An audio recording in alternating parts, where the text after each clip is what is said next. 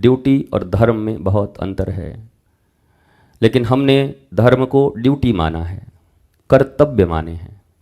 कर्तव्य शब्द आते ही उसमें बड़ा रस नहीं रह जाता, वो एक मजबूरी बन जाती है। कर्तव्य मतलब मजबूरी है, करना ही है, कोई उपाय नहीं है। पर अधिकार में बहुत रस होता है लोगों का, अधिकार हमारे पास हो। कर्तव्य का रस बहुत कम लोगों में पाया जाता, नहीं के बराबर है। मैंने कई बार कहा, आप हवाई जहाज़ में जाते हो, एयर होस्टेस से मिलते हो, एयर होस्टेस के कर्तव्य हैं आपसे मुस्कुरा कर बात करना, आपकी सेवा करना, पर उसमें उनको रस है कि नहीं है ये तो उन्हीं से पूछना पड़ेगा। उनकी भी इच्छा होती नहीं कि हर समय वो फ्लाई करती रहें, हर समय दूसरों की सेवा करती रहें। जब छूट के आती हैं तो फिर 2 घंटे अपने तरीके से हा जान में जान आया, ये ड्यूटी कब ख़त्म होगी। दैट मीन्स उनका रस नहीं है, उनका कर्तव्य है उसमें। और कर्तव्य सब बंधे हुए हैं बस एक ही चीज़ से, अर्निंग से।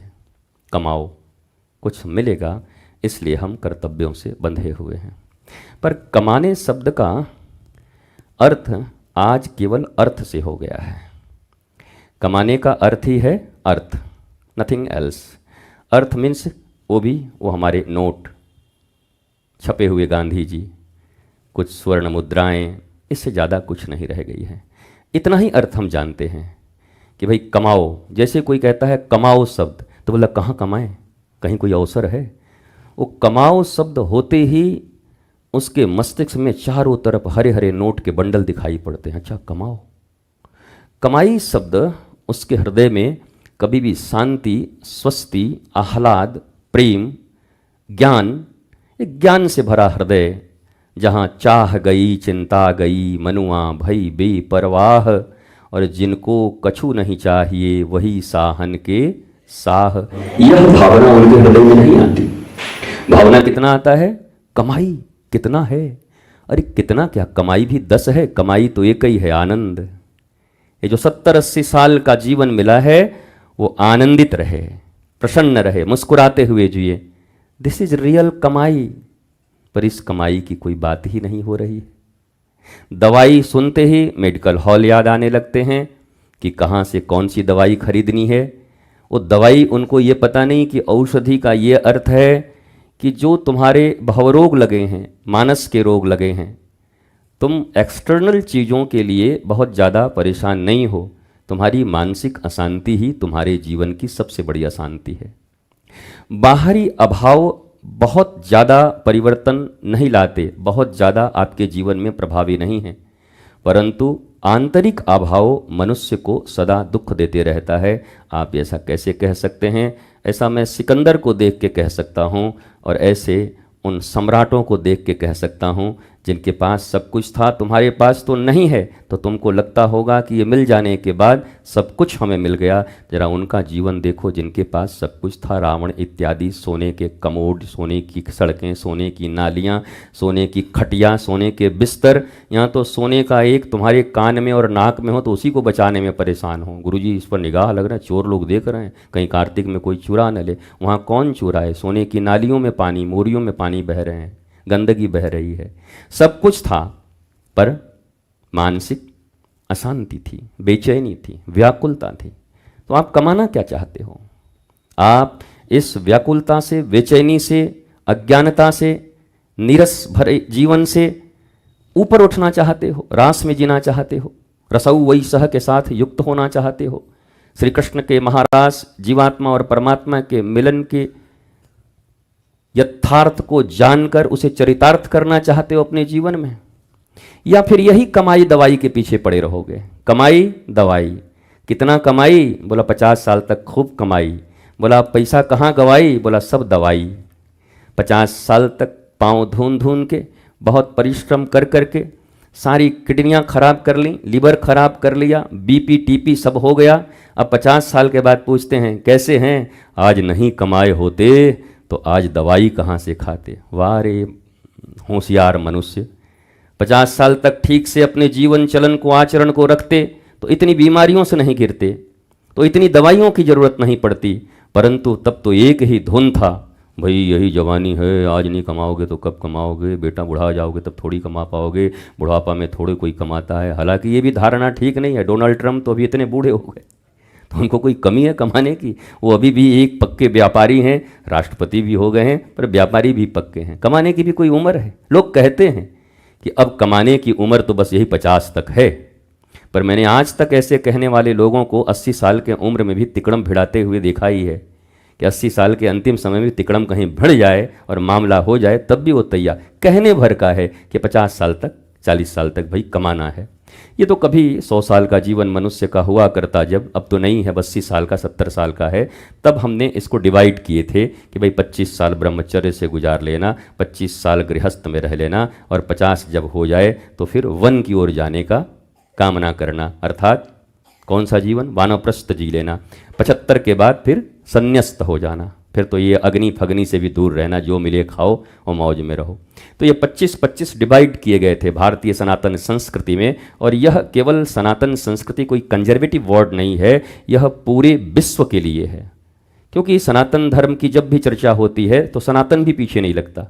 कई बार मैं रोज इस बात को जरूर कहता हूँ, धर्म की अधर्म का, किसी पर्टिकुलर धर्म की बात की गई, किसी धर्म का नाम लिया गया, धर्म एक ही है, बाकी मत हैं, मजहब हैं, पंथ हैं, वो लाखों। हमारे यहाँ लिखा गया नाना मुनि नाना मत, जितने मुनि हैं उतना मत हो सकता है। आपको ऐसे प्रणाम करना अच्छा लगता है, मैं ऐसे करूँगा तो हमको रोक दोगे क्या? हमारा मन ऐसे है, हम ऐसे हाथ को ऐसे करके करेंगे। तो आपके ये मत अलग हो सकते हैं, तरीके, उपासना पद्धति अलग हो सकती है, पर आपका बेसिक नीड क्या है? आप धर्म से चाहते क्या हो? काहे को दिन रात इस मंदिर में आके बैठे रहते हो? किस लिए? हाय भगवान जरा हमारे ऊपर ध्यान दीजिए, हे महाराज, हे बजरंगबली, हे राधा रानी, हे किशोरी, कुछ तो ध्यान दो, हे मैया, हे प्रभु, हे बांके बिहारी, हे राधा बल्लभ, हे राधा रमन, हे राधा दामोदर, हे श्याम सुंदर, कुछ तो ध्यान दो प्रभु। भगवान वो कन्फ्यूज हैं, क्या ध्यान दें इस पर समझ नहीं आ रहा, मांग क्या रहा है भाई? जहाँ जाता है वहीं कहता है ध्यान दो ध्यान दो ध्यान दो ध्यान दो, सब हम इसी पर ध्यान दे तो बाकी ध्यान क्या करेंगे हम? इस पर कितना ध्यान दे? What do you want? तुम्हारी चाहत क्या है? चाहते क्या हो? You have to decide. पहले आपको ये निर्णय लेना होगा कि आप चाहते क्या हैं। आपको तो अंतिम जब श्वास जा रही होती है तब भी नहीं पता चलता कि हम जो चाहे वो चाहना था कि नहीं। तब आप क्या कहते हो? ओहो, हम सही समय से नहीं समझ पाए कि हमको क्या मांगना था। अब भगवान अगर 2-4 साल और जीवन दे देते। भगवान कहते हैं 2-4 साल जीवन तो नहीं, 4 आदमी बांस लेके जरूर मंगवाए हैं, कुछ देर में उठोगे तुम, अब तुम्हारा समय आ गया है, अब उठ जाओगे यहाँ से। इसके लिए वो तो आप ये निश्चित क्यों नहीं करते कि आपको क्या चाहिए? तो डायरी में लिखो फाड़ो, लिखो फाड़ो, लिखो फाड़ो, कम से कम इतना तो करो कि हमको ये 10 चीज़ चाहिए। कल वो बेकार हो जाएगी। आज लिखो 10 चीज़, 2 साल के बाद बेकार हो जाएगी। मेरा शादी सबसे सुंदर कन्या से होना चाहिए, सबसे सुंदर लड़के से होना चाहिए। जब हो जाएगी तो बेकार हो गया तुम्हारे लिए। अब तुम्हारी प्रायोरिटी बदल गए, अब तुमको पन्ना फाड़ना पड़ेगा। तो क्या कहोगे? हे भगवान, केवल सुंदर चेहरा देख करके कोई न फंसे, मन देखो नहीं तो पूरी ज़िंदगी झंड हो जाएगी। मैंने एक तन देख के विवाह कर लिया। अब तुम्हारे सारे परसेप्शन बदल गए, तुम्हारे सारी चीज़ें बदल गई, तुम्हारी सोच बदल गई, रोज बदल गई। दैट मीन्स आप आज जो सोचते हो वो कल उपस्थित रहेगा, आपके साथ रहेगा, ये पता नहीं। हालांकि मैं इस बात को मानता हूँ कि वर्तमान में उठे अभावों को दूर करने का नाम भी धर्म ही है। जो अभी समस्या है उसका समाधान कर लो, दैट मीन्स आप धार्मिक हो। लेकिन वो समस्याएं क्या मरने तक दूर हो सकती हैं? धन की कामना कभी मिट सकती है किसी की? नहीं मिट सकती। तो क्या करें? धन उन छोड़ करके एकदम जाके बैठ जाए नदी किनारे कि हमको धन नहीं चाहिए। चाहिए, पर क्या उस धन के साथ संतोष नामक धन भी आपके पास है? मैं कह रहा हूँ धन कमाइए, सोने कमाइए, चांदी कमाइए, रुपए कमाइए, पर उसके साथ एक आध्यात्मिक धन भी है जिसको कहते हैं संतोष धन। जब आवे संतोष धन तो सब धन धूरी समान। तो आप बाकी धन तो कमा रहे हो, भौतिक धन तो कमा रहे हो, पर आध्यात्मिक धन से आपको चिढ़ हो गई है। और आपके समस्त बेचैनियों का कारण भी यही है। और सनातन संस्कृति या सनातन धर्म इन्हीं रहस्यों का उद्घाटन करता है। केवल झंडे और डंडे से सनातन धर्म नहीं बचेगा, याद रख लीजिए इस बात को। लोभी, कपटी और कामी लोग सनातन धर्म को नहीं बचा सकते। रावण और कंस सनातन धर्म को नहीं बचा सकते। सनातन धर्म या धर्म की वो विधा हमारे भीतर है कि नहीं? वो धर्म धर्म चिल्लाते हो, धर्म के 10 धुरी तुम्हारे भीतर हैं कि नहीं? धर्म धर्म तो बहुत चिल्ला रहे हो, धर्म धर्म धर्म धर्म धर्म। धर्म क्या है पता ही नहीं है भाई। आप रिलीजन को धर्म कहते हो, स्पिरिचुअलिटी को धर्म कहते हो, यार आपकी निगाह में और भी कुछ है, अनुशासन इत्यादि धर्म है, किसको कहते हो? श्रीमद् भागवत जी में जो इसका प्रारंभिक महात्म है, उसमें गोकर्ण के उपाख्यान में धर्म के लिए गोकर्ण ने अपने पिता को जरूर कहा है, धर्मम भजस्व सततम त्यज्य लोक धर्मान सेवस्य साधु पुरुषान जहि काम तृष्णाम अन्यस्य दोष गुणचिंतनमा सुमुक्तवा सेवा कथा रसमहो नितराम पिबोत्तम। पिताजी क्या परेशान हो, दिन रात परेशान हो। पुत्र अपने पिता को कह रहा है, धर्मम भजस्व सततम त्यज्य लोक धर्मान, इन लोक धर्मों में जिंदगी खत्म हो जाएगी, रोते चिल्लाते रहोगे, यहाँ परम धर्म की ओर भी आपकी दृष्टि जाएगी। पुत्र कह रहा है पिता को, केवल लोक धर्मों का परिपालन कर रहे हो, त्यज्य लोक धर्मान। अब आपका समय आ गया है कि लोक धर्मों का परित्याग करो और परम धर्म का अवलंबन करो। और मैं तो कहता हूं जिसने परम धर्म का अवलंबन कर लिया उसे लोक धर्म का भी त्याग करने की जरूरत नहीं होगी। उसके सारे लौकिक धर्म अनुकूलता के साथ पालन होंगे, परंतु जिसके भीतर परम धर्म नहीं है उसका कोई लौकिक धर्म सिद्ध नहीं हो सकता। ये एक्सटर्नल जितने भी आपके ड्यूटीज हैं, ये जो नीतियां सिखाई जाती हैं, नीति आचरण, आचरण शिक्षा, मिशन के स्कूलों में, मिशन स्कूल गए ना, मिशन स्कूलों में नीति शिक्षा बड़ी रहती है। वो क्या नीतियां, बच्चे निकलते हैं तो अनीति नीति पालन करते हैं। एक को बच्चा को बता दो नीति का पालन कर रहा हो, तो क्या कारण है? आप नीतियां पढ़ रहे हैं, शिक्षा आपको दी जा रही है, एकेडमिक क्वालिफिकेशन दिए जा रहे हैं, आप एजुकेटेड हो रहे हैं, सब कुछ हो रहे हैं, लेकिन आप अशांत क्यों हैं? आपको एक साधारण सी भी बात क्यों नहीं समझ में आती? डिलीट, पीएचडी डिलीट, सब डिलीट, अंदर से कुछ है ही नहीं अब आपके पास। क्यों नहीं है आपके पास? एक साधारण से चीज को हैंडल क्यों नहीं कर पाते अपने जीवन में? अपने स्ट्रेस को मैनेज क्यों नहीं कर पाते आप? हर समय तनाव में रहते हैं, दुखी रहते हैं, अभाव में रहते हैं। क्या इसे दूर करने के ये छोटे छोटे उपाय हैं? ऐसे जहां जहां आप जाते हैं, बाबा जी इसका उपाय कर दीजिए, उसके बाद वो तो उपाय हो जाएगा, उसके बाद क्या करोगे? बाबा जी ये उपाय कर दीजिए, बस जीवन में कुछ नहीं चाहिए, एक संतान चाहिए महाराज, उसके बाद सारा जीवन वो संतान लेके के नालायक हो गया महाराज, इसको ठीक कर दीजिए। तो पहले तो बोले थे कि संतान चाहिए, तब कहाँ बोले थे कि मुझे एक आदमी चाहिए, एक श्रेष्ठ संतान चाहिए। और तब कोई अगर सद्गुरु होता, कोई ऋषि होता, तो आपको यह समझाता कि श्रेष्ठ संतान मैया के गर्भ से ही आते हैं, बनाए नहीं जाते। विज्ञान भी इस बात को मान रहा है, मानना पड़ेगा, मानता है, मजबूरी है विज्ञान की भी। जो चीजें प्रूव्ड हैं उसी को विज्ञान कहते हैं। तो विज्ञान इस बात को मानता है कि माता और पिता के मिलन का समय और माता और पिता के विचारों का पूर्ण प्रभाव गर्भ में पल रहे बच्चे के ऊपर पड़ता है। 9 महीने तक जिस मानसिकता में मैया जीती है वैसा ही बच्चा प्रोडक्शन बाहर होके आ जाता है। ये 10% केवल स्कूलिंग, ट्यूशन, कोचिंग, इधर उधर सत्संग ये मैनेज कर पाते हैं। 10%, 90% तक तो आप गायब थे। जिस समय 90% बनना था उस समय आप अवेयर नहीं थे। तब सनातन विश्वविद्यालय बनाने की परिकल्पना हमारे मन में आई तो इसीलिए आई। कल भी हमने कहा था विवाहित जोड़ों का पहला एडमिशन होगा। भाई तुम विवाह करने वाले हो? बोला हाँ हाँ, चलो चलो पहले यूनिवर्सिटी में चलो। मैं महाराज पढ़ लिख लिया अब तो शादी करने, चलो। हमारे यहाँ तो ये माना जाता है ना कि पढ़ लिख लिया अब विवाह करेगा। हम तो कह रहे हैं अब विवाह करने की इच्छा हुई है, हाँ। बोला चलो पहले यूनिवर्सिटी में एडमिशन। यूनिवर्सिटी में एडमिशन? बोला हाँ। पढ़ लिख लिया अब हो जाता तो बड़ा अच्छा। नहीं नहीं अभी नहीं होगा, पहले होने लायक हो जाओ। तो वहां उस यूनिवर्सिटी में सनातन के 16 संस्कारों के विषय में, और आप स्वयं निश्चिंत हो सकें अपने जीवन के प्रति, और फिर आपके द्वारा जो संतान इस पृथ्वी पर आ रहा है वो कहीं जिंदा बॉम्ब न बन जाए, भीड़ में न कूद जाए बॉम्ब बन के 150 आदमी को मारने के लिए। इसके लिए आपकी तैयारी होनी चाहिए। पर देखो इस मशीन के युग में, यंत्र के युग में आदमी कितना यांत्रिक हो गया। रोज 10 बार यंत्र को मैं गालियां नहीं देता हूं, पर यंत्र को उलाहना सुनाता हूं। यंत्र हमें बोलता है हमें क्यों उलाहना सुना रहे हो, हम क्या खुद से बन गए? बनाने वाले तुम ही लोग।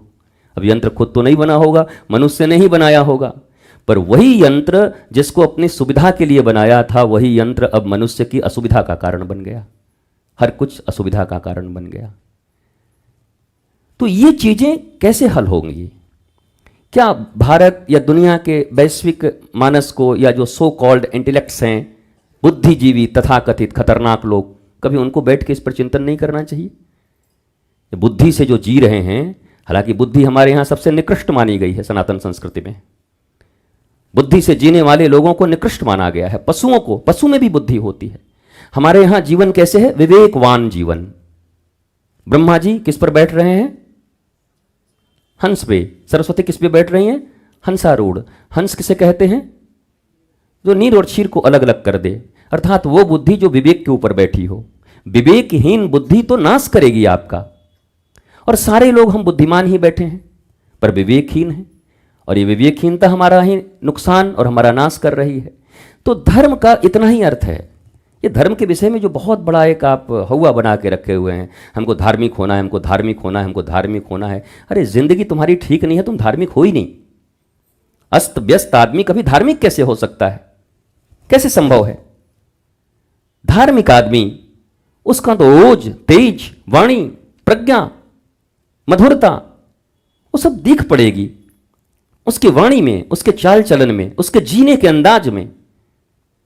लेबल लगाने से थोड़ी तुम धार्मिक हो जाओगे। लेबल मार दिया उठा के।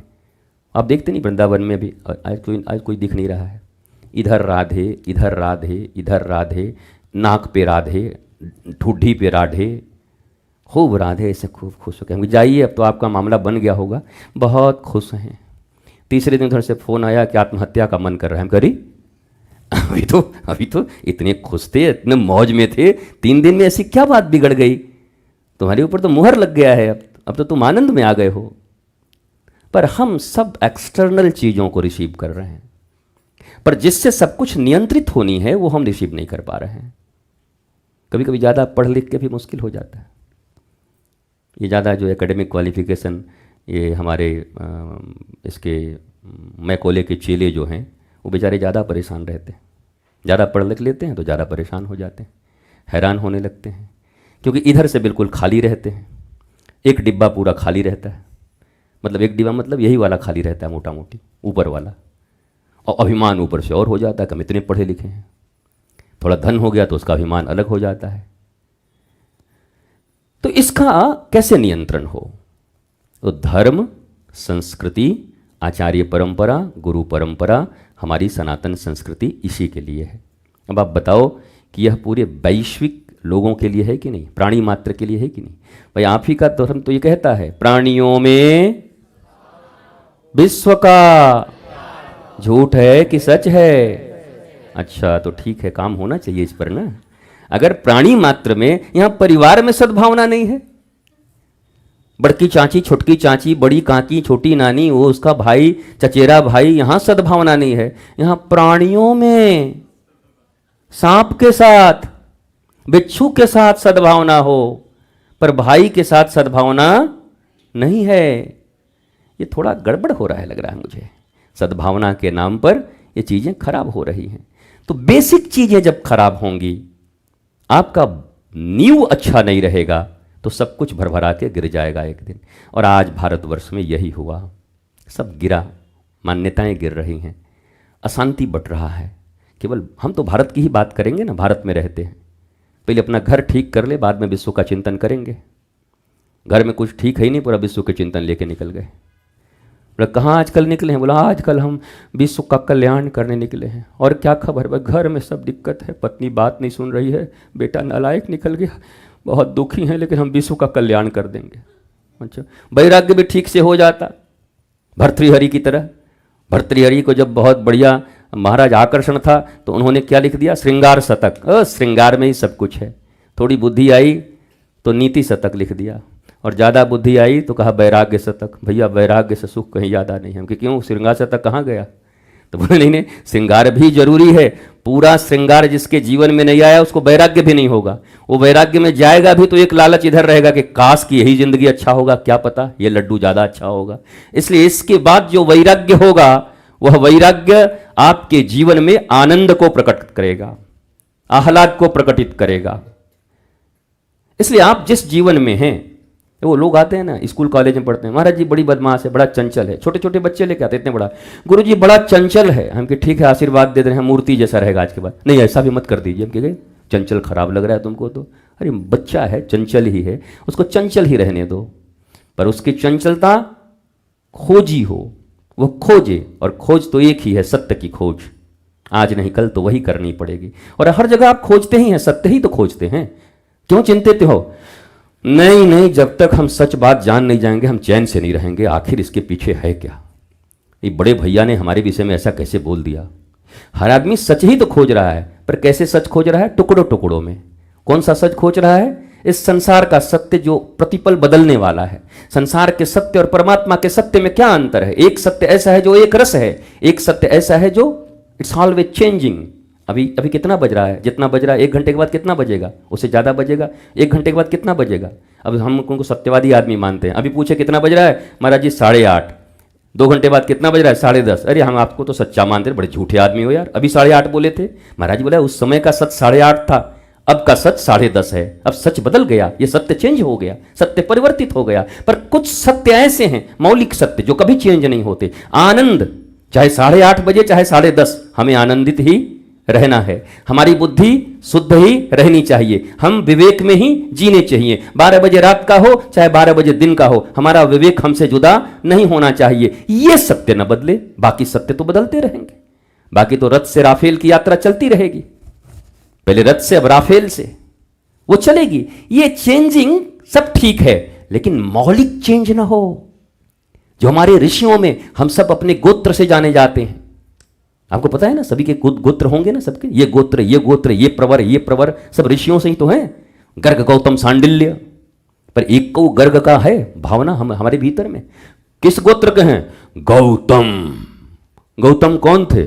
गौतम हमारा वो सुशील गौतम हमारा मित्र है। वाह भैया, बारे गोत्र तुम्हारा, और बारे तुम्हारी जानकारी, और बारे तुम्हारा नॉलेज, इतने नॉलेजफुल हो।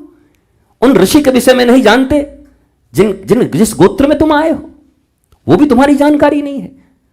उन ऋषि के वंश से मैं हूं, वो इस बात का इंडिकेशन है कि आपके भीतर भी वो गुण है। जीन्स कभी मरता नहीं।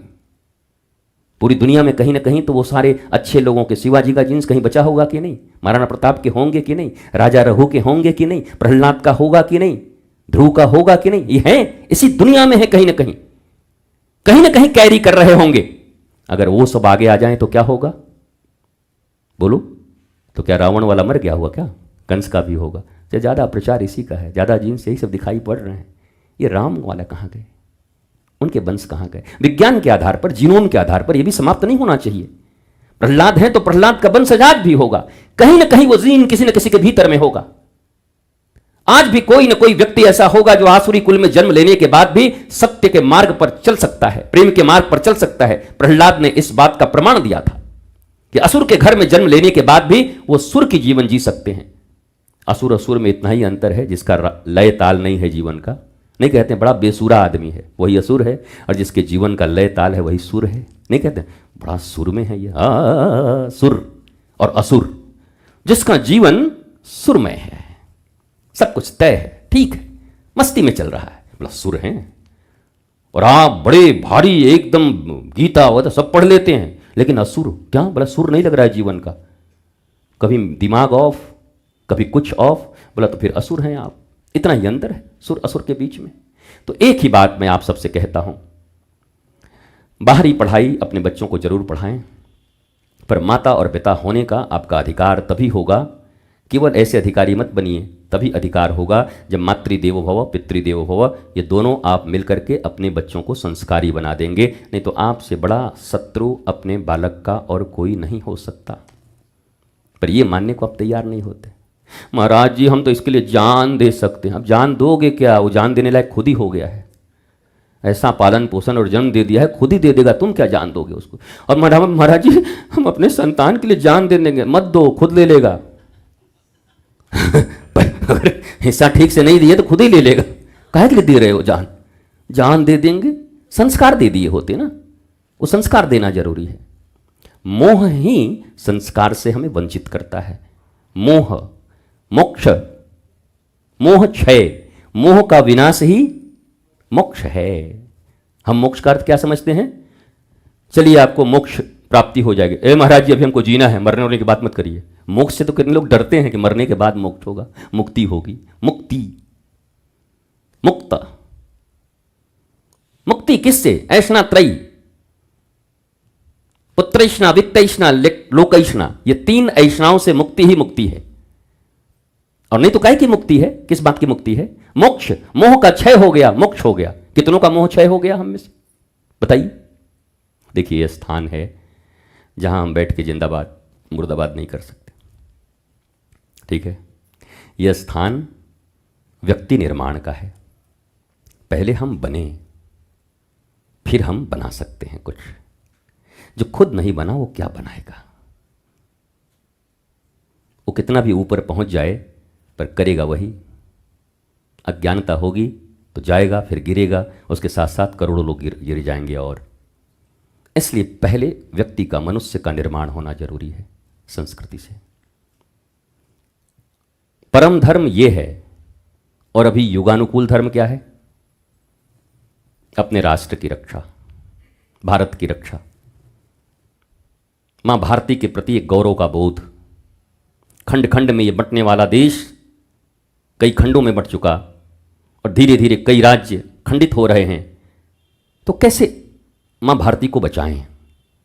ये अभी हमारा कौन सा धर्म है? लौकिक और बोलो युगानुकूल। पर परम धर्म क्या है? परम धर्म में जो पक्का नहीं होगा वो लौकिक धर्म का निर्वाह कर पाएगा? करेगा भी तो कितने दिन करेगा? कुछ दिन तक करेगा, उसके बाद ISI खरीद लेगी उसको, 5,000 करोड़ देगी, बोला दे दो हमको जो जो तुम जानते हो। और ये तो दिल तो है नहीं उसका, परम धर्म तो पालन कभी किया नहीं है। बिक सकता है, आज जोश में कुछ कर रहा है। इसलिए पहला काम है फाउंडेशन, पहला काम है नींव मजबूत होना। नींव मजबूत होगी तो वो बालक भारत की रक्षा भी कर पाएगा, सनातन की भी रक्षा कर पाएगा, धर्म की भी रक्षा कर पाएगा। और धर्म, सनातन और भारत की रक्षा का अर्थ है विश्व के प्रत्येक मनुष्य की वो रक्षा कर पाएगा, संस्कृति और प्रकृति की रक्षा कर पाएगा। और वह मनुष्य इस जीवन में सबके लिए आनंद और आह्लाद लाने में समर्थ हो सकता है। पर फाउंडेशन गुरुकुलम में ही मिल सकता है, जहां सनातन के 16 संस्कार अगर बच्चों को पढ़ा दिए गए और ठीक से आचरण उनके अंदर भर दिए गए तो यकीन मानो भारत का एक एक बच्चा, एक दुनिया नहीं, एक बच्चा एक एक दुनिया बचाने के लायक हो जाएगा। यहां जितनी आबादी है उतने संसार, उतने ब्रह्मांड को हम बचा सकते हैं। पर इतना मजबूत हमें होना होगा, हमारे संतानों को इतना मजबूत होना होगा। और ये मजबूती आखिर उनके, वो काम तो कर रहे हैं, परेशान तो हैं, हैरान तो हैं, 18-18 घंटे पढ़ते हैं, मजदूर हैं तो इतनी मेहनत करते हैं, अधिकारी भी हैं तो दिन रात क्या बोलते हैं, इसको फुर्सत नहीं मिलती महाराज जी, बहुत टेंशन में रहता है। हो तो गया है बड़े अधिकारी, लेकिन अब क्या कहें, बाकी कुछ लोग परेशान भी करते हैं उसको ऊपर से, तो बड़ा परेशान रहता है। इतना पढ़ लिख के परेशान होने के लिए पैदा हुआ था? 18-18 घंटे की पढ़ाई करके परेशान होने के लिए? खुद ही परेशान है तो लोगों की परेशानी क्या हल करेगा? जब खुद ही व्यक्ति परेशान है, राजा कहे मैं बड़ा परेशान हूं, बड़ा हैरान हूं, अरे वाह, इस देश का क्या होगा जहां का राजा परेशान हो, उस जिले का कहां क्या होगा जहां का DM परेशान हो, और उस घर का क्या होगा जहां के माँ बाप ही परेशान, टेंशन और डिप्रेशन में हो, उस घर के संतानों की क्या हालत होगी? ठीक वही होगी जहां का परेशान राजा तो प्रजा भी परेशान, DM परेशान तो जिला भी परेशान, और घर के मम्मी और पापा परेशान तो खाली मम्मी ही काफ़ी है। मम्मी खाली परेशान रहे तो पूरा परिवार ऐसे ही परेशान रहेगा। पापा तो बुद्ध भी हो जाए तो क्या दिक्कत है उसे, खूब शांति से करके बैठे रहें पापा ओम करते हुए, पर माँ जब उठेगी और उठेगी तो अगर ये दोनों परेशान रहेंगे, दो आचार्य हैं, मातृ देवो पितृ देवो, ये दोनों देवता कुछ देने लायक हो जाए अपनी संतानों। देव नाम है ना आपका, मातृ देव, देव ये देव, कुसुम माता देव, कुछ क्या देव? तो अपने बच्चों को संस्कार देव, अपने बच्चों को धर्म देव, अपने बच्चों को नीतियां देव। ये देने के लिए देव बनाया गया आपको, मातृदेवो। आपने क्या दिया? एक नाम दे दिया, शॉपर से स्टॉप से जाकर के बढ़िया सा कपड़ा खरीद दिया, बिग बाजार के सामने खड़ा करके 5 कलर के जूते खरीद दिए, उठा करके DPS में डाल दिया, और घर में आकर के होमवर्क कर रहे हो कि नहीं बेटा? नहीं बेटा, होमवर्क कर लेना। होमवर्क में देख भी तो लो कि होमवर्क में क्या कर रहा है। होमवर्क नाम है होम, बारे होमवर्क, कागजों पर होमवर्क चल रहा है आजकल। बताओ शिक्षा नीति का कितना घटियापन है ये। होमवर्क नाम है होमवर्क। होम में तो कुछ हो ही नहीं, होम का तो कुछ वर्क हो ही नहीं रहा। होमवर्क का क्या अर्थ है? जो सीखा उसको आचरण में लाओ। पर लिखते लिखते पूरी जिंदगी चली गई, रटते रटते जिंदगी चली गई, आचरण कहां है? और आचरण करोगे भी क्या? कौन सी ऐसी पढ़ाई है जिसका आचरण हो सकता है? नहीं हो सकता। इसलिए होमवर्क तो यही है कि माता पिता संस्कारी हों, गुरुदेव का उस घर में कम से कम एंट्रेंस हो, एक रास्ता गुरुजी के लिए भी रहे। और गुरुजी ऐसे रहें जो साल भर वाले न रहें, साल भर में आवे और सीधा वो लेकर के निकल जाएं। महाराज जी प्रणाम, ऐसे करके हाथ पांव दबाए, गुरुजी आए हुए हैं, 40 परिवार। अब सबका साल भर में एक बार आते थे, सबका एक बार तो हम पैर दबाएंगे ही। गुरुजी बोलते थे बस खाली गला दबना बाकी है, वही दबा दो। 40 आदमी पैर दबाएंगे तो गुरु का क्या होगा बेचारे का, बताओ।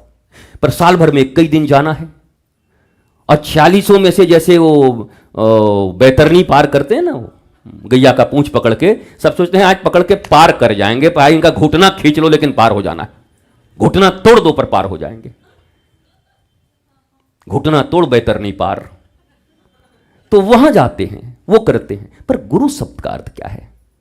प्रत्येक क्षण जो अंधकार है जीवन में, प्रत्येक क्षण जो समस्याएं हैं, वो समस्या समाधान की ओर, अंधकार प्रकाश की ओर।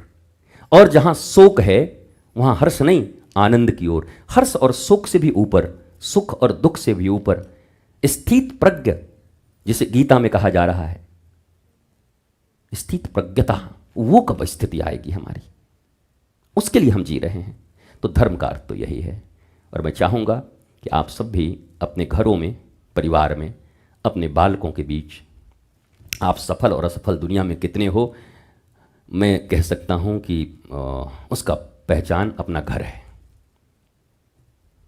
वो कहीं अवार्ड लेके आ जाइए भले, दिल्ली में आज फलाना फोरम के द्वारा गुप्ता जी को अवार्ड मिला।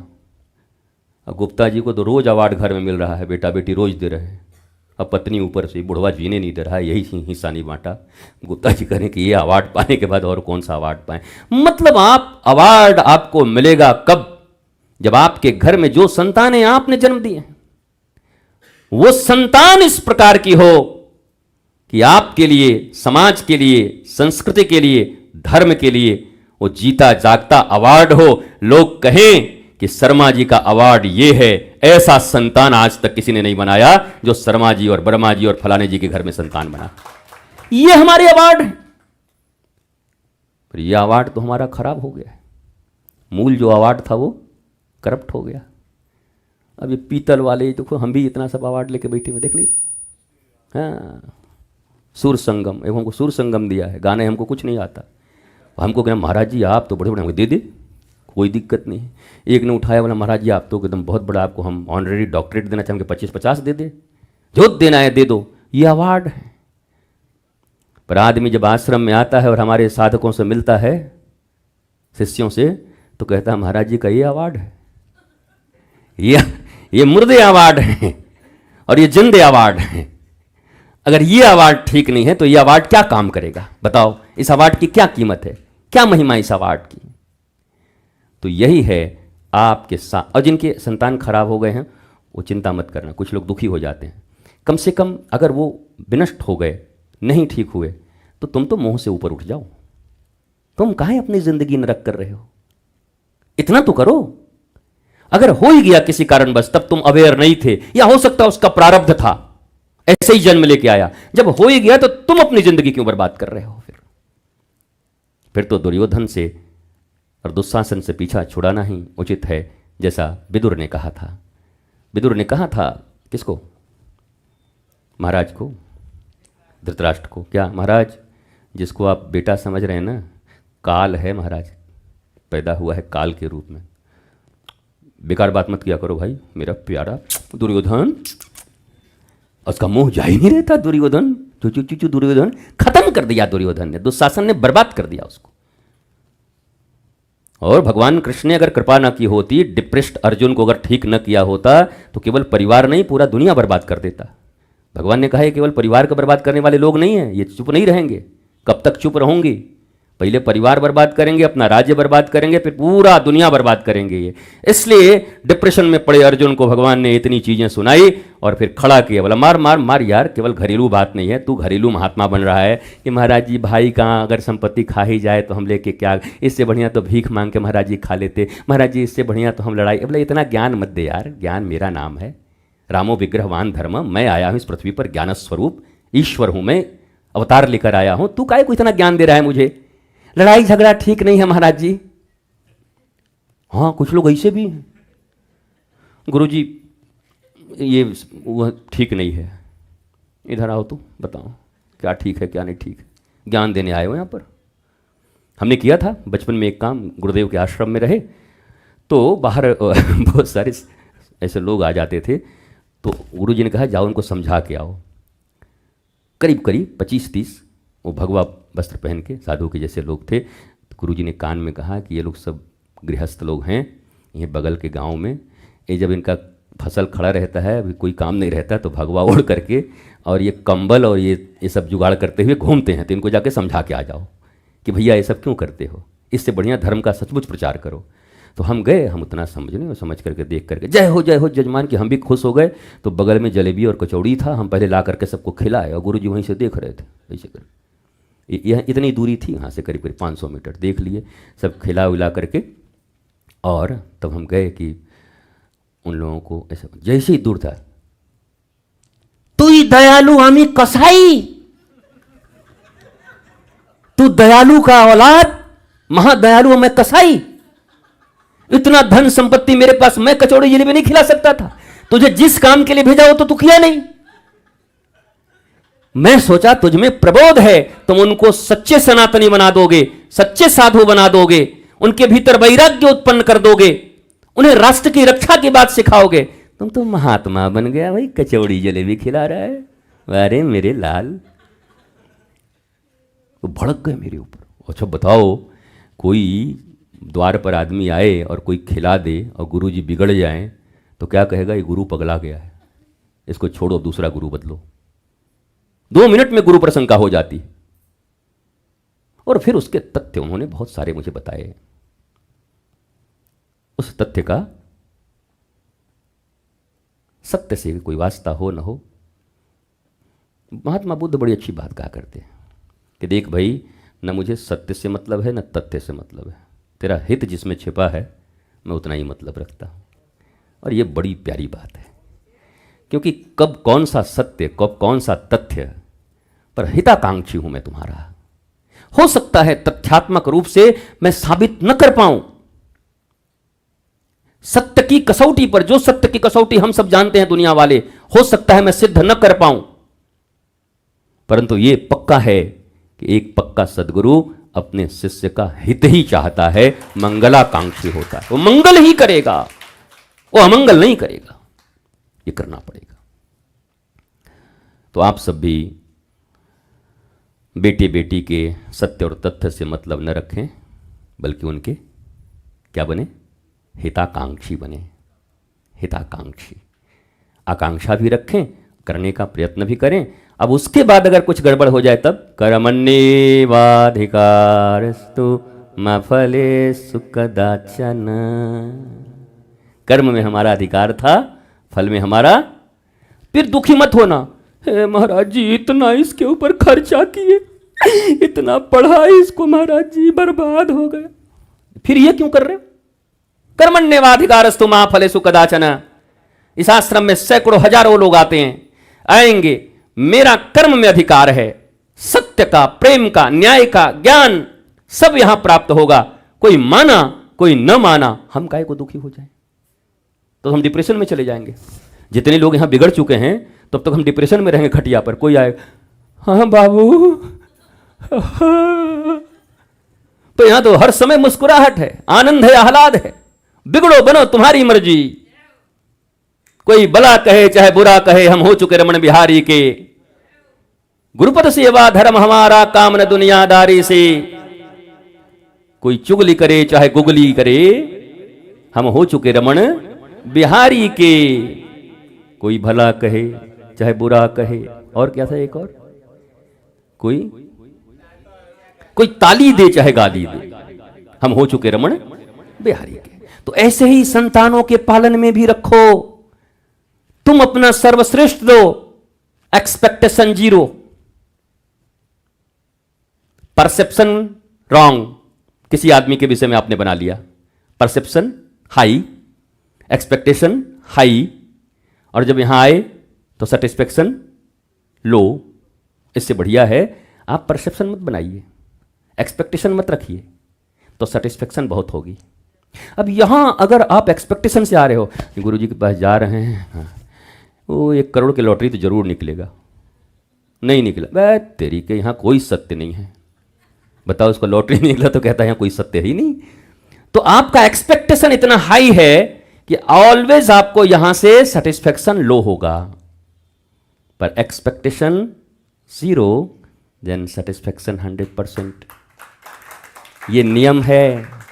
परसेप्शन, क्यों पवन का भाई, तो भी ध्यान से सुन ले, रॉन्ग परसेप्शन, हायर एक्सपेक्टेशन, क्या होगा फिर, लोअर सेटिस्फैक्शन, और फिर उसके बाद क्या होगा, बिना मतलब के इमोशन, हमारा नहीं हुआ प्रमोशन, अब हम इस आश्रम का कर देंगे डिमोशन, है? यहां से इनिमिटी प्रारंभ होती है, शत्रुता यहां से प्रारंभ होती है। परसेप्शन हमने बनाए, एक्सपेक्टेशन हमने रखा, सेटिस्फेक्शन हमको नहीं मिला, हम इमोशनल हो गए। अब इमोशनल होके क्या कहे, अब हमारा कॉन्सेप्ट क्लियर है क्या, जब तक बर्बाद नहीं करूंगा छोड़ूंगा नहीं। अब वो खुद आबाद होने में नहीं लगा है, अब बर्बाद करने में लगा है। बताओ, नेगेटिव अप्रोच जिस व्यक्ति के भीतर में हो वो क्या कर सकता है। इतनी सी भी नेगेटिविटी दूध के अंदर पड़े हुए नींबू की तरह फाड़ सकता है तुम्हें। जहर का एक बूंद ही एक मनुष्य को मारने के लिए काफ़ी होता है। साइनाइड तो बस यहाँ गया तो इस भी नहीं लिख पाओगे, 3-4 मर गए लिखने में, सावर है कि स्वीट है। तो वो एक बूंद भी तुम्हारा नाश कर सकता है। सो इनिमिटी फ्री, इनिमिटी मत रखो किसी के साथ कभी भी जीवन में, कोई लेस मात्र भी, रंज मात्र भी शत्रुता मत रखो। भगवान श्री कृष्ण अजात शत्रु होने की बात करते हैं, इसका मतलब यह नहीं कि भगवान के शत्रु नहीं थे, सारा दुनिया उन्हीं का शत्रु था। कंस से लेकर के ये जितने भी थे, विदुरथ, साल्व, पौंड्रक, ये सब तो भगवान ही के शत्रु थे। तो वो अजात शत्रु कैसे हो गए, तो श्री कृष्ण ने कहा अजात शत्रु का अर्थ ये नहीं कि मेरे शत्रु नहीं होंगे, अजात शत्रु का ये अर्थ होता है मैं हृदय से किसी को अपना शत्रु नहीं मानता, जिसको मारता भी हूं उसको तारता हूं और बाकी को पढ़ा के तार देता हूं। मर के तरोगे कि पढ़ के तरोगे वो तुम चिंता करो। शिशुपाल को मारा तो सभा में हल्ला हो गया, मार दिया मार दिया मार दिया मार दिया। नारद जी ने कहा मूर्खों, मार नहीं दिया, भरी सभा में तार दिया श्री कृष्ण ने। तर गया शिशुपाल, मार क्या दिया। ऐसा आदमी जी के भी क्या करेगा। तो आपका भी दृष्टि ऐसा ही होना चाहिए, सदा अपनी संतानों के लिए ऐसी दृष्टि रखिए। मोहासक्त जीवन तुम्हें भी कष्ट देगा, तुम्हारी संतानों को भी देगा, और ये जब 4-5 लोग हो जाएंगे कष्ट वाले, तो कोरोना जब 5 एक घर में हो गया तो पड़ोसी बचेंगे। 2-4 पड़ोसी भी उसमें, अभी पड़ोसी हो गया, मोहल्ले में हो गया, तब वार्ड नंबर 7 में हो गया, तो बगल में जो 8 नंबर लगा हुआ हो उसमें पहले 2, फिर वो, फिर 9, फिर शहर, फिर जिला, फिर राज्य, फिर देश, फिर दुनिया। रेसिडेंट इविल, जो जिसको पकड़ रहा है काट दे रहा है, उसी के अंदर में हो जा रहा है वो चीज। तो आप अपने घर के कोरोना को समाप्त करो, अर्थात अज्ञानता को मिटाओ। नॉलेजलेस जो बच्चे आपके घर में हैं उनको नॉलेजफुल बनाने की चेष्टा करो। खर्च करो पर नॉलेजफुल, संस्कारी बनाने पर खर्च करो, ठीक है। A to Z पढ़ा दो, बाकी भी कुछ पढ़ा दो, नौकरी उकरी कराना है वो करा दो, और जो बिजनेस कराना है करा दो, जो कराना है करा दो, लेकिन नॉलेजफुल रहें, गोरा कुम्हार की तरह रहें, सौथा माली की तरह रहें, कबीरदास की तरह रहें। कपड़ा भी बुने, टेक्सटाइल इंजीनियर, लेकिन कबीरदास। भाई आज की मीडिया कबीरदास को क्या कहती, बताओ मेरे को। नहीं, हम अभी एक धंधा कर लेते हैं बगल में कोई बिजनेस, तो मीडिया वाले क्या कहेंगे, ये बाबा का फैक्ट्री है, बताओ ये बाबा है। और ये तो कबीरदास का भी फैक्ट्री था कपड़े का, तो तुम काहे मान रहे हो? गोरा कुम्हार का था, गोरा कुम्हार पूरा बहुत बढ़िया मिट्टी के बर्तन सुंदर एकदम प्रचार करके, ये जितने भी नामदेव रंगरेज कपड़ा रंगते थे, रैदास तो इतना बढ़िया महाराज मत पूछो, ये बाटा फाटा क्या करेगा। महात्मा रैदास के हाथों से जो बन गया वो फिर मत पूछो, फिर क्या बन जाएगा। तो ये सब कर रहे थे, इनको कोई बुरा नहीं मान रहा था। कई धंधा करने वाले आज खुश हो जाएंगे कि हम ही लोग अच्छा काम कर रहे हैं, पर जरा सोचो कि वो धंधा करने वाले कबीरदास क्या कर रहे थे। कबीरदास कौन है? रैदास ने क्या कर दिया इस समाज के लिए। तो केवल धंधा भी धर्म नहीं हो सकता, पर धर्मयुक्त धंधा आपके जीवन को और देश को उन्नत बना सकता है। धर्मयुक्त धंधा करने का प्रयास करें, अधर्मयुक्त धर्म करने का प्रयास न करें। अधर्म पर रैपर धर्म का। जितनी भी झूठ दुनिया में बोली जाती है, किसके लिए बोली जाती है? सत्य को साबित करने के लिए। मैं सत्य हूं इसलिए झूठ बोले जाता है, अर्थात प्रधानता किसकी है? सत्य। सत्य के अपने आप को सत्य स्टैब्लिश्ड करने के लिए हम झूठ बोलते हैं। झूठ महान नहीं है, स्टैब्लिश्ड क्या कर रहे हैं? सत्य। मैं सत्य हूं, मैं झूठ बोल रहा हूं क्या? ये बोलते हुए भी झूठ बोल रहा है। अच्छा, तो आपको हम झूठ बोलने वाले अगर हैं, 50 झूठ बोल चुका अभी तक, ये 51वां बोला भी। वो जो 50 झूठ बोला, फिर क्या बोल रहा है? हम आपको झूठ बोल रहे हैं। हम कहा 51, आप मेरे को झूठा समझते हैं, हम 52। ये झूठा आदमी है। तो सत्य का एस्टेब्लिशमेंट कीजिए, इसके लिए करिए। मैं देखिए, मैं बड़ा मस्त आदमी हूं, उद्धव से लेना नहीं, माधव को देना है मुझे। मैं यहां थोड़ा अलग विचार रखता हूं। उद्धव से लूं न लूं, पर माधव को देने के लिए इस पृथ्वी पर आया हूं। माधव ने हमें भेजा इस पृथ्वी पर, तो हम क्या करें? उनको एक मुस्कुराहट तो दें, जैसे वो मुस्कुराते हैं। प्रभु हमसे मुस्कुराहट तो चाहते हैं। यहां ज्यादातर वो लोग निराश होते हैं जो कुछ ऐसा एक्सपेक्टेशन लेके आते हैं जो कोई महात्मा पूरा नहीं कर सकता। आप निराश हो जाओगे। ऐसा एक्सपेक्टेशन लेके आओगे तो निराश हो जाओगे आप। मौज करिए, आनंदित रहिए, धर्म की ध्वजा के लिए काम करते रहिए, पर पहले स्वयं ठीक रहिए। चोरों और बेईमानों के द्वारा भारत में कभी भी धर्म का प्रचार संभव नहीं है। जो खुद भयभीत हैं वो धर्म का प्रचार नहीं कर सकते। निर्भीकता जिनके जीवन में है वही धर्म का प्रचार कर सकते हैं, धर्म की स्थापना कर सकते हैं। जो भविष्य के भय में मरा जा रहा हो, धंधा चलेगा कि नहीं चलेगा इसी भय में मरा जा रहा हो, वो धर्म का प्रचार करेगा? वो तो खुद ही धार्मिक नहीं है, खुद इसके जीवन में धर्म नहीं, वो प्रचार क्या करेगा? तो निर्भीकता पहला पहचान है धार्मिक और ज्ञानी होने का। अगर कोई कह रहा है मैं ज्ञानी हूं, तो उससे पूछो कि वो भयभीत है कि नहीं। अगर वो निर्भीक है, अभयत्व की उपलब्धि हो गई है, तो समझ लो उसको बोलने की भी जरूरत नहीं कि वो ज्ञानी है। और वो चिल्ला रहा है मैं ज्ञानी हूं, मैं ज्ञानी हूं, पर भयभीत है, तो समझ लो अज्ञानता ही भय का कारण है और ज्ञान ही भय से मुक्ति दिलाती है। तो ये कुछ अभी सत्संगोमीटर तो मैंने देने के लिए कहा है, लेकिन वो मैं कब दूंगा कुछ पता नहीं। सत्संगी हैं कि नहीं उसका मीटर मापने का आपको दूंगा। मस्त रहिए, स्वस्थ रहिए, आनंदित रहिए। बनने वाले सनातन विश्वविद्यालय के 1 करोड़ संस्थापक सदस्य बनते रहिए, बनाते रहिए। बन गए तो भी ठीक, नहीं बने, बना दिए तो भी ठीक, नहीं बनाए। हाँ, हमको ये नहीं कहना है बताइए हम 1 करोड़ बोले थे अभी तक नहीं बना है। वो बनाए कि नहीं बनाए तुम समझो, बना के नहीं बना। हम एक संकल्प लेके निकले हैं, हमारा संकल्प पक्का है, हमारे हृदय में कोई शंका लंका नहीं है। एज मच एज पॉसिबल, जितना श्वास है, रक्त की जितनी बूंदें हैं, वो सब इस सनातन विश्वविद्यालय के लिए लगेंगी।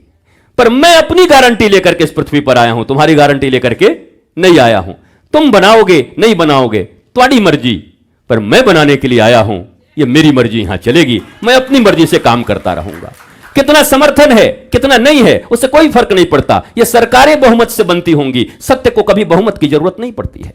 सत्य अगर बहुमत से साबित होने लगे तो रावण के पास ज्यादा आदमी थे, सत्य अगर बहुमत से साबित होने लगे तो कौरवों के पास ज्यादा सेना थे। उस समय तो अगर चुनाव होता तो कौरव वाले जीत जाते चुनाव में भी। भला हुआ कि लोकतंत्र उस समय नहीं था। और नहीं कोई मांग कर देता रेफरेंडम की कि भाई लड़ाई से पहले रेफरेंडम हो जाए कि कौन सही है कौन गलत है। तो श्री कृष्ण की ही इतनी सेना थी उधर में, उनके अंडर में, कि सबको वोट देना पड़ता कौरव को। और तब क्या घोषित हो जाए, कौरव सत्यवादी हैं, कौरव धार्मिक हैं, पांडव लोग हार गए।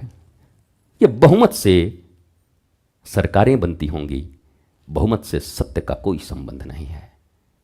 न सुकरात का कभी संबंध रहा बहुमत से, न बुद्ध के पास कभी बहुमत था, न महावीर के पास था, न कभी उधर आए किसी जीसस के पास, न किसी, आप जिसको भी देखो किसी के पास बहुमत नहीं थे। बहुमत से कुछ नहीं होता। सत्य मत, आनंद मत, प्रेम मत, ज्ञान मत, इससे हम वास्ता रखते हैं। और आप भी इसी से वास्ता रखिए। हमारी एक आदत है, जब कोई घबराता है तो मैं और देर प्रवचन करता हूं, रगड़ देता हूं पूरा, जैसे कपड़ा निचोड़ते हैं तो पूरा निचोड़ देते हैं। भाई ये क्लियर हो जाए कि हमारे पास यही है। हाँ, ये ना कहे कि भूल में रिश्ता हो गया था। हे भगवान, देखने में तो अच्छा लगता था, पहले ही सब खुल जाए, रिश्ता के पहले ही। आजकल तो रिश्ता में सब ढक जाइए दिखाया जाता है। लड़की देखने आ रहे हैं, ये तैयारी लड़की के घर में, ऊपर से कपड़ा गिरा हुआ है पर पूरा जाजिम लगवा दिया गया। लड़का भी आया, क्या सफाई है। जैसे हो वैसे आने दो, तो समझ जाए, उसको करना हो तो ना करना हो कि भाई इनके घर की हालत ये है, करो अगर तुम्हें इच्छा है तो। हम बनाते हैं, सजाते हैं, और इस सजावट में धोखा खा जाते हैं। खाते हैं कि नहीं? खाते हैं ना। तो फिर अपना वो लड़की भी और घर वाले भी ऐसा मेकअप करवा देते हैं कि बरसात अगर हो जाए विवाह के तुरंत बाद तो पहचान नहीं पाएगा। बोला कहाँ गई? बोला यहीं तो खड़ी हूं। तुम हो? बोला हाँ। पानी बरस गया तो उसको भी पता नहीं चलेगा कि क्या है। इतना मेकअप, इतना ऊपर से दिखावा। सत्य तो उलंग है, सत्य तो पूरा नंगा है। सत्य को वस्त्र की जरूरत नहीं होती है।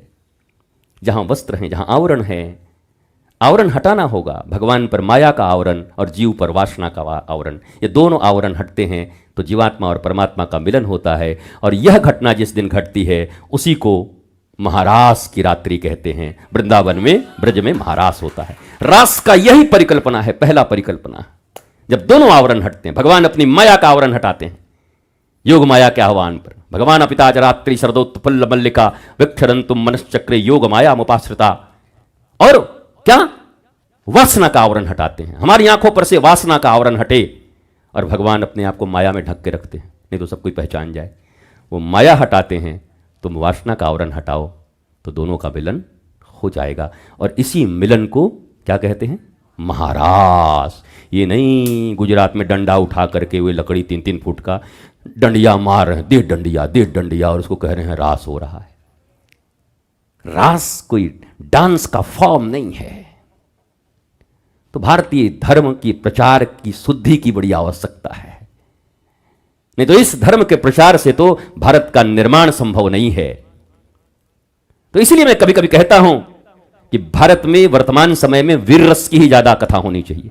अभी वीरता की ज्यादा जरूरत है। वीरता से भारत का बचाव हो, वीरता से ही सनातन का बचाव हो, वीरता से ही अपनी संस्कृति का बचाव हो, वीरता से ही हम अफगानिस्तान, पाकिस्तान और बांग्लादेश की तरह हमारा राष्ट्र न बन जाए, जबकि ये इसी के हिस्से थे। ये भारत कम से कम बचा हुआ भारत सनातन संस्कृति का हो, जहां प्रेम, सद्भाव, आह्लाद, उमंग रंग हों, पर होली के रंग हों, खून के रंग नहीं हों। हमारे यहां होली के रंग हों। ऐसे भारत के निर्माण के लिए हम काम कर रहे हैं।